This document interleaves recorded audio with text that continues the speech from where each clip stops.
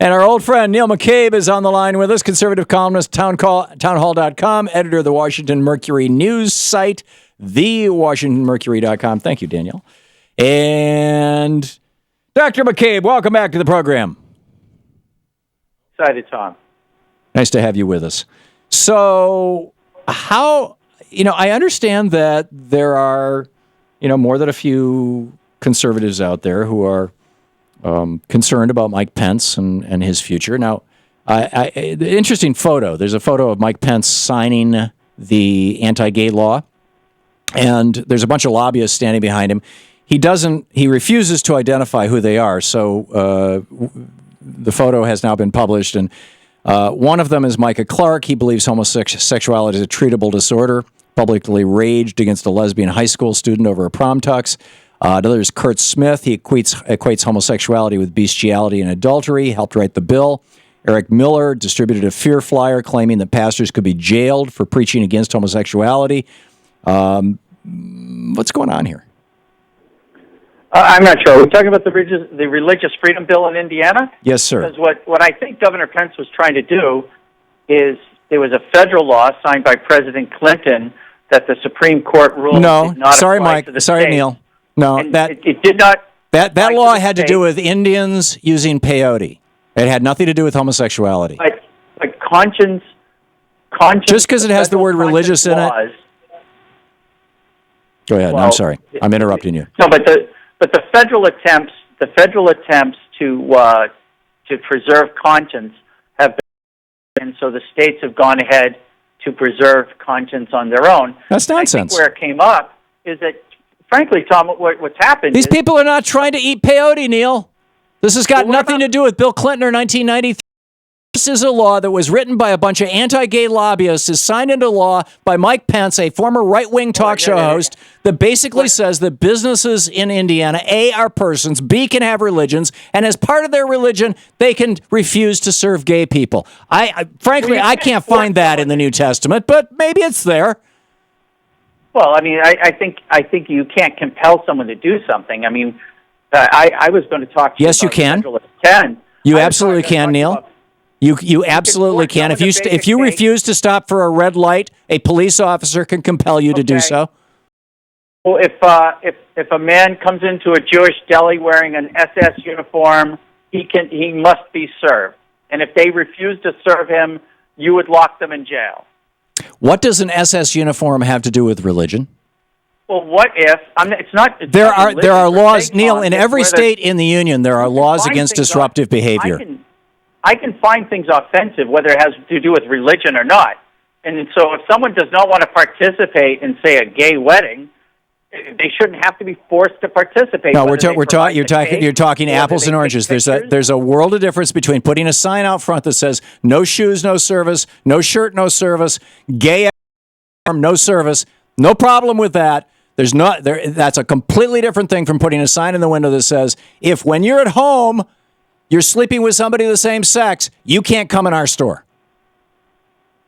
What's the difference? I mean, why is that a problem, Tom? Why can't? I mean, if I choose to go out of business because of my beliefs, that should be my right. If I'm turning away because of your bigotry. Well, okay, I'll tell you why. You ask a very good question, Neil. Let me answer in what I think is a rational fashion. We do not have doing business in the United States is not a right; it is a privilege. You have to apply for a business license. You have to apply to incorporate. You have to agree to conduct yourself according to the rules of the state and the federal government, but mostly the state.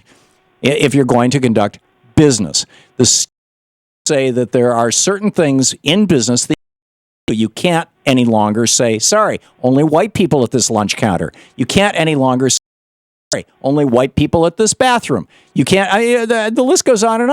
And and in Indiana, the thing that differentiates Indiana from some of these other states that have these similar so-called religious freedom hate laws is that Indiana does not protect gay people. And when Mike Pence was asked about that, and in fact, we've got a clip of it here. Let me just play you. This is. Well, he said it wasn't his priority. Here's exactly what he said, Neil. Here's I took out his filibustering efforts, or Shano did, but here's what Mike Pence had to say. So this is a yes or no question. Is Advance America right when they say a florist in Indiana can now refuse to serve a gay couple without fear of punishment? Well, let me explain to you the purpose of this bill. So yes or no, if a florist in Indiana refuses to serve a gay couple at their wedding, is that legal now in Indiana? George, this is where this debate has gone. It said it would protect a Christian florist who against any kind of punishment. Is that true or not? George, look, the issue here is, is tolerance a two-way street or not? Does that mean that Christians who want to refuse service, or people of any other faith who want to refuse service to gays and lesbians, that it's now legal in the state of Indiana? That's a simple yes or no question. George, the question here is... One fix that people have talked about is simply adding sexual orientation as a protected class under the state civil rights laws. Will you push for that? I will not push for that. Do you think it should be legal in the state of Indiana to discriminate against gays or lesbians? George... It's a yes or no question. Come on. Hoosiers don't believe in discrimination. Yeah, right. So let's just change the state motto on the license plates, Neil, to welcome bigots. Well, I'm to a problem, Tom, where you have a boycott of a state because state want to boycott other people, right? So it's like so people are now saying don't do business with Indiana so now we're prejudiced against and bigotry against all Indianans. I'm reminded too that during the Montgomery bus strike. During the Montgomery bus strike, didn't they pass an ordinance that basically was able to ride the bus? I mean, that's certainly not to the best of my knowledge. They had a long-standing law that went back to the 1880s that said that people had to sit in the back of the bus. Oh no, I'm not sorry. They weren't allowed to share rides. That's what it was. Right. So, but they basically, they made efforts to break the strike through ordinances, and this is something that was and those were unconstitutional. Right. So why should we force someone? If I don't want to sell flowers for a gay wedding, why do I have to sell you flowers? Why do I have to issue you a business license?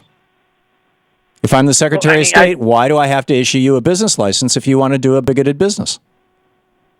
Because the business license is nowhere in the Federalist Papers, and the business license is nowhere in the Constitution. And you know why, Neil?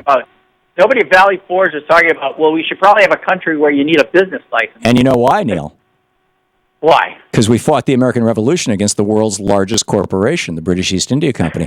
The reason, read. Boycotted the tea. Hey, you want to cite the Federalist Papers? Let me instead suggest that you go back and you read Madison's notes from the Constitution, because there was a debate about whether business should be in the Constitution, and the conclusion that they all came to was no, business should not be in the Constitution. Business can be A, to quote James Madison, a pernicious influence, and B, they felt that it would be best left to the states.